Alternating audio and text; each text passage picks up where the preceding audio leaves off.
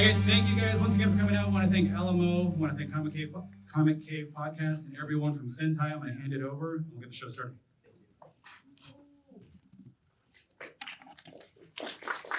Hello, everyone, and welcome to an exciting edition of Comic Cave Podcast. My name is Chris, alongside with my head of life mate, Mr. Russ. And we are Comic Cave Podcast, so please go to YouTube, subscribe, and also we give away lots of giveaways. Russ. We give away lots of Russ. Sorry. We give away lots of giveaways: Instagram, Facebook, YouTube, but mostly on Instagram and YouTube. We give away toys, figures, comics, and a whole lot of stuff. Please go check us out, Comic Cave Podcast. We'd like to introduce to the stage the Tom and Megan. Come on down. You're the next contestant of The Price is Right. Also, this is being filmed. Say hello, as well, you guys. Cameras over here, but yes, please come on down, and we'll start the interview. You know these chairs sometimes. Hello, hello. Wherever you would like. Don't be shy. I'm going to go ahead and kick off with the questions while he's actually pulling up the rest of the questions. But why don't you guys introduce yourselves really quick and what you do? All right. Hi, my name is. Hello. There we go. Hi, my name is Meg McDonald, and I voice Rikka Takanashi and love Chunibyo and Other Delusions. Hello, I'm Tom Helberg. I'm with Sentai. I'm our theatrical distribution coordinator, and I also do marketing, and I assisted booking the movie here tonight. All right. Definitely. So please give us a little. Well, Russell, what did you want to talk about? Anything you want to talk about yourself? Anything additional? No, I want to hop into the questions. You having problems with them? No, we're here. We got them right here. Here we go. There you go. Maybe. There we go. All right, so I guess getting a little bit more background, you said that you voice Rikki. Is this your first big lead role? What other roles have you done in the past? So I'm also play the lead in Girls in Panzer, Miho Nishizumi. And I also had a lead before this at Tomoko and Tomoko Market. So this was like my third like lead, and honestly I really enjoyed the entire story of Rikka, and just every season was great, and everything was just a treat on top of it. All right.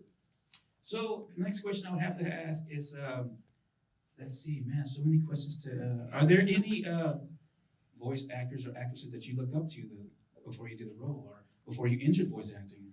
Yes. So I actually got my start because my teacher in college had done some voiceover at Sentai and had talked to one of the directors and said, you know, I want to do a midterm that's like a real audition. Mm-hmm. And the director said, you know, how about you bring in your students? If there's anybody who like fits the bill, we'll give them a call, and like we can see some of your talent, and you can also do your test there. And so I went in and I auditioned, and I ended up getting a phone call back. So. Was there anything that drew you to the character that you wanted to bring to the character? Some kind of I guess real life that you want to bring into the character that you were voicing? For that first audition, not particularly. I was scared. I was so scared. I mean, it's really intimidating because you walk in there and you see like, you know, some of the big names in anime or like just on the wall, the posters are everywhere. Yeah, and just seeing autographs on everything and just not knowing what to do. So being in college and like that being one of my first like real audition experiences was pretty intense. When it came to Rikka, I did a lot of research beforehand to see like what made her such a character that people were drawn to. And one of the big things was she makes a lot of Foley noises or reaction noises where she gets hit a lot. So if she gets hit in the head or something, she has a really like distinctive like ow. So it was something that I knew was going to be really important to like something to transfer over. So that was something I knew I really wanted. So did you watch the Japanese version first before you did the voice translating into English? Yeah, so when I originally was signed on to the project, I was told I was a different character first. Oh. So I had been I watched the first episode, and for some reason, it said my character came in the second, but the character I was studying came in the first, and I found out there was 2 seasons. So I was like, okay, now I have to watch the first episode all the way through to make sure that it's not like a different season episode, you know? So I watched all the way through and I fell in love with Rikka. And I was like, I'm so mad I'm this other character. Whoever gets to play this girl is going to have like the best time. And then I come in and find out that it was actually, you know, me, I was just booked for the wrong time slot. So, Oh, gotcha. and there was just a miscommunication. So it was really exciting. Right. To find out, like, especially after I had fallen in love with the character. Nice. So I want to ask, did each of you guys, the rest of the cast, did any of you record at the same time? Was there any like able to bounce back and forth off of each other? Or were you recording separate? Like, how did you guys develop that kind of synergy? Honestly, it's really up to the director and the sound engineer, like, to make everybody sound smooth Really? together, because we don't record at the same time. Oh man. It is all, I get to hear what they've laid down, and I have Okay. to put back what they have. So are put you ever into the it. first person to record and you don't get to hear any of that? Oh yeah, sometimes you have just Japanese audio. That's it.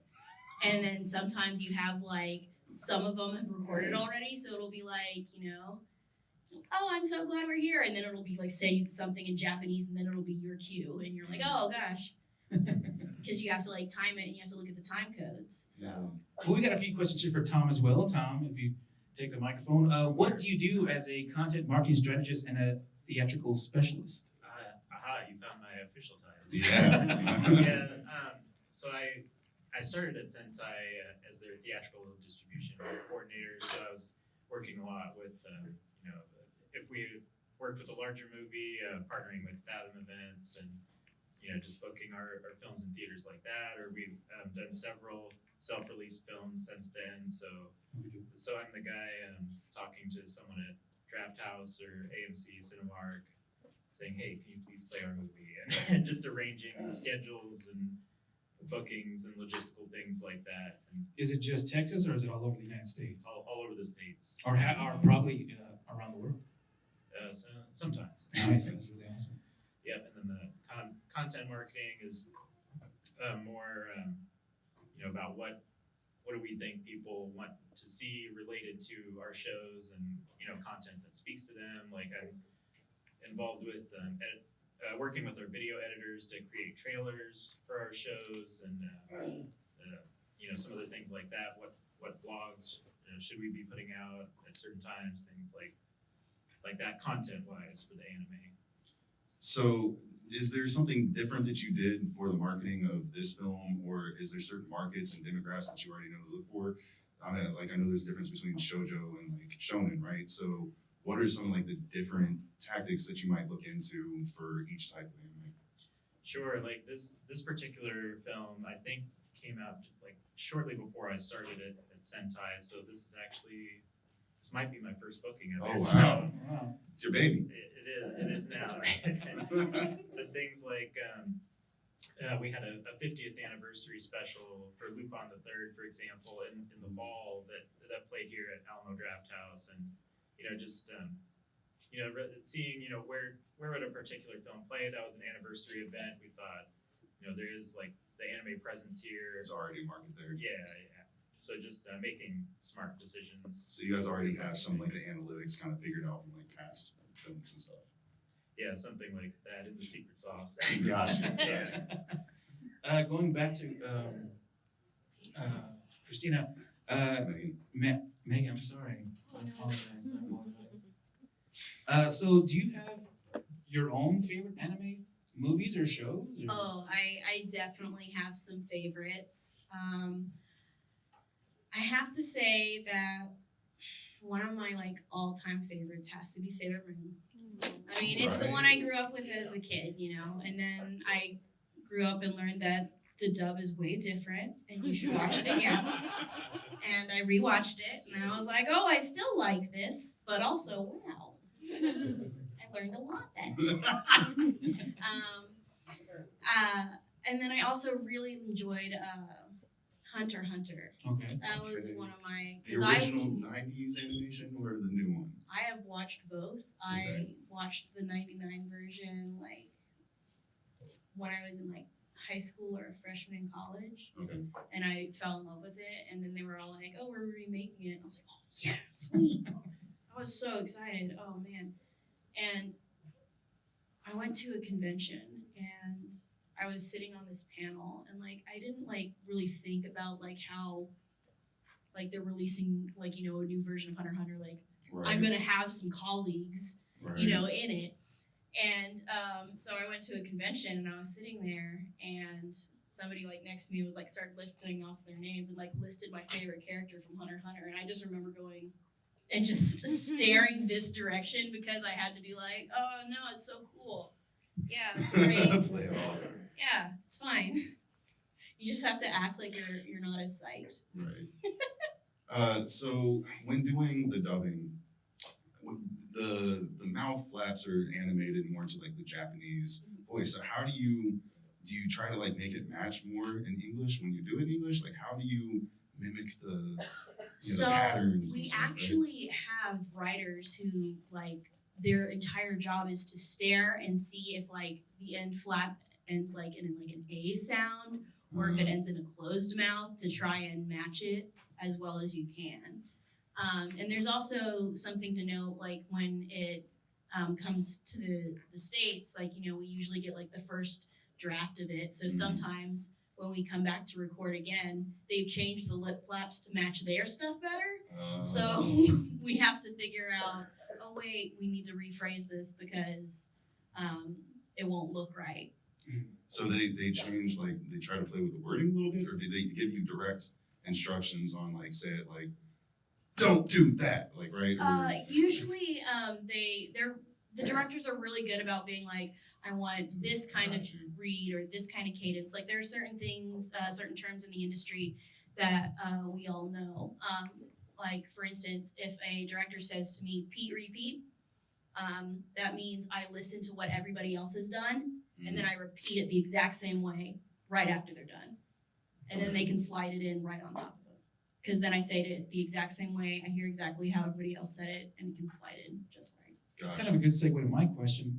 How many takes and how many did your voice get strained and like do you have to drink? I'm assuming a lot of water, a lot of Right. coffee or hot tea to keep the vocal cords a little loose. A lot of people do tea. Some do like honey and tea. A lot But of you people. personally, like, does your voice? I mean, was there a take that you like did 100 times and your voice was just out? Oh yeah, no.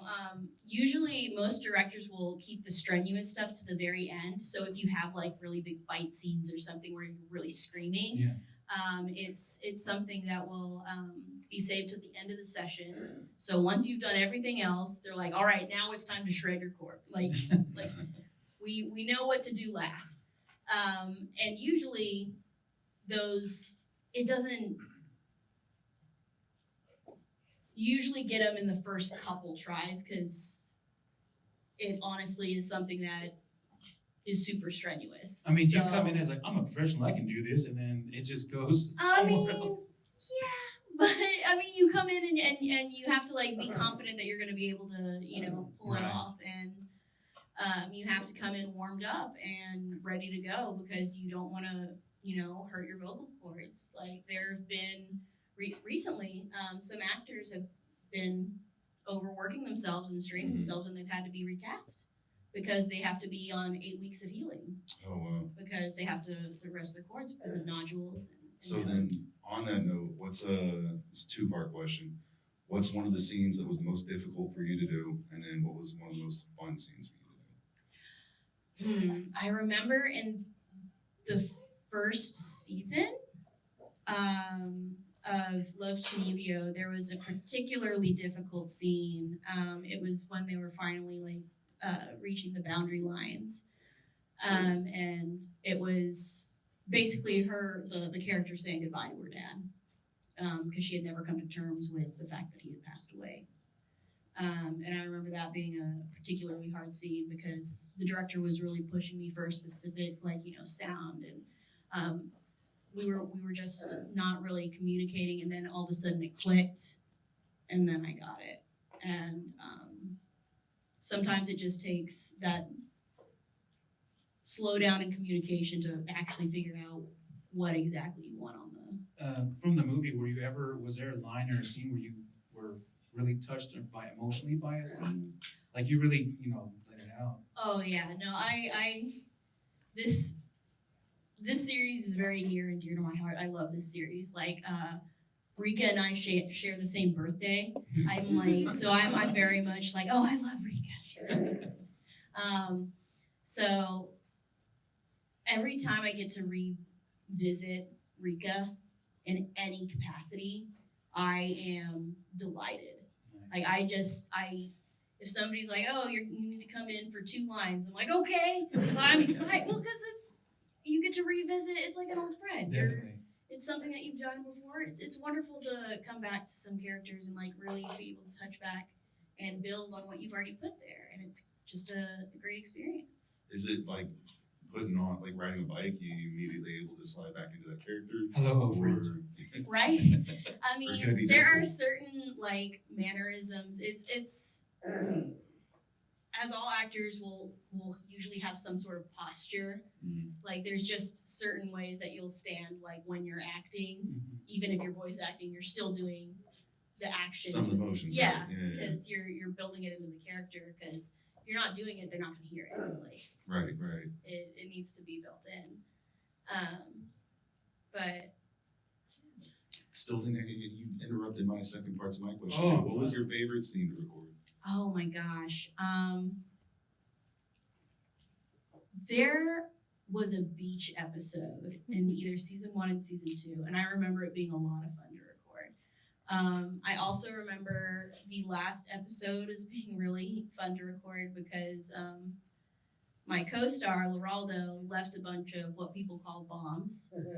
Basically, it's a line that's not really a line. They just put it in there, and they just play it for you, and you're supposed to say the right line, but usually it's something that'll make you laugh, and it's usually something inappropriate. And there was this one scene with my character, and she was sick, and like it wasn't even like an inappropriate question or anything. Like his character walked into the room and was like, the line was, "Did you eat today?" or something. And like his line was like, "Have you pooped today?" And I was like, what? and I was broken for like 5 minutes, so I had to be like, okay, hold on. And then I had to text Leraldo. No, gosh, nosy. But that's some of the ways we get to interact in the booth with each other when we don't actually see each other. People will leave bombs for each other like that. So Before we close out here, just a few more questions for Tom. Tom, how does the anime market differ from the American film market when booking theaters and promotional strategies? Sure. That's a So- good question, Russell. Oh, very good. Well, I mean, anime is become a lot more mainstream over time, which is great, but it's still in theater land a little bit of a niche market. So, I mean, I'm keeping track of Box Office Mojo, seeing what's on the calendar coming ahead from big studios, and trying to avoid things like Avatar, and that's probably the first and last time I'll be introed by an Avatar trailer. So yeah, just things like that, and picking specific dates. Like for example, the Review Starlight movie is coming out early June 5th and 6th. That will be playing here at Alamo Draft House. So get your tickets. Plug, now. right? Yeah. So that's playing 2 days, funneling people to those 2 days, make those dates successful. So please come out and support anime on the big screen like you are tonight. So thank you. Very awesome. I got another little part question for you as well. Sure. Is there anything that you do marketing wise for anime that's been out for a little while, such as this one that that helps you like trying to keep it relevant, or do you feel like some anime is just kind of like destined to be great and people remember it for a little bit longer? Does that question make sense? I feel like it's a little wordy. Maybe. I think we did. We worked on Vinland Saga last year, which is just an Ooh, absolutely yeah. great series, and it had been out, it had been on Amazon for a while and won Anime of the Year. But then it came to Sentai and we got to dub it. So there was a lot of marketing activity around, okay, let's promote the dub for this show because this is now the official dub for the Vinland Saga. So just really showcasing some of the voice talent there. And, so that, that was a title that had a life before us and it's getting a new life. And I think it will continue to have life in the anime sphere. Do you yourself have your own favorite animes or some anime movies or shows that you like to promote at Alovera Draft House or any other theaters? Like, what's the one movies or several movies that you wanna? I gotta get this in theaters. I gotta show people. Oh yeah, I mean, and one that came out that Sentai had way before my time was Short Piece, which is just a fantastic. It's an anthology film. It's 4 short films. One of them was nominated for Best Short Film at the Oscars in 2008, 2009, something like that. And that's a great one. As far as series go, I really love Made in Abyss. I think it's a fantastic series. Season 2 is coming out this summer. It will be on High Dive, and it's affordable at only $4.99 a month. So you know where to go for Made in Abyss. Can you tell us some of the future plans for Sentai? Future plans, I think, keep distributing anime like we're doing, try to bring you even more. I think you can see, recently we're ramping up, we're ready to go, bringing folks more anime, more theatrical releases now that COVID's in whatever state it's in. We're back in theaters more, so that I like that. That's my day job, so that keeps me happy. Megan, do you have any other plans coming up? Anything else that people need to know about? I mean, other than the lovely COMICPALOOZA that will be coming up, and Right, everybody, shout out COMICPALOOZA. well, at least the husband and wife will be going on separate days. So That's right. they'll figure it out. Russell Tom had anime. That's a funny word, anime. So me and Russell, we have an ongoing dispute about, and you guys can join in too because anime watchers like yourselves, I'm very curious to see what you guys' opinion is. Anime isn't real anime unless it's drawn in Japan. What do you guys think? Anybody has an opinion? I mean, you guys, I think that's a good starting point. Maybe not a hard line definition, but made in Japan is definitely. So it's like I'm champagne has to come from Champagne, France. Yeah, I would say don't quote me on that, but I have a microphone and it's being recorded, so. So because me and him, we have an ongoing dispute, and that's just something like, no, because I think Avatar's anime. I also think other things are anime too. But Russell doesn't think so. And also, do you guys think so? Do you think Avatar's I'm a anime? snob Or? about it. Avatar is not an Thank you. I will say it A is cartoon's a anime cartoon. inspired. For sure. It is anime inspired. I think it's more important to note that anime is a type of animation, and animation in general has been viewed as mostly for children. So a lot of people will say anything that is animated is some sort of like anime or animated story, and it's Well, they're wrong. Right. And I do believe that, anime, or if you want to say anime, it's either way. I really don't see anything wrong with some of the Western medias that have come out that are directly mirroring some of the. One of my favorite animes of all time, Totally Spies. That's a great anime. There you go. I know, what is another really a popular one is Ruby. It's very heavily influeed by Monty Oum. Yeah, he created that with Risuchi. Yeah. Yeah. Yeah, and that one is very popular and is very widely regarded as something that has the same style and tropes as anime.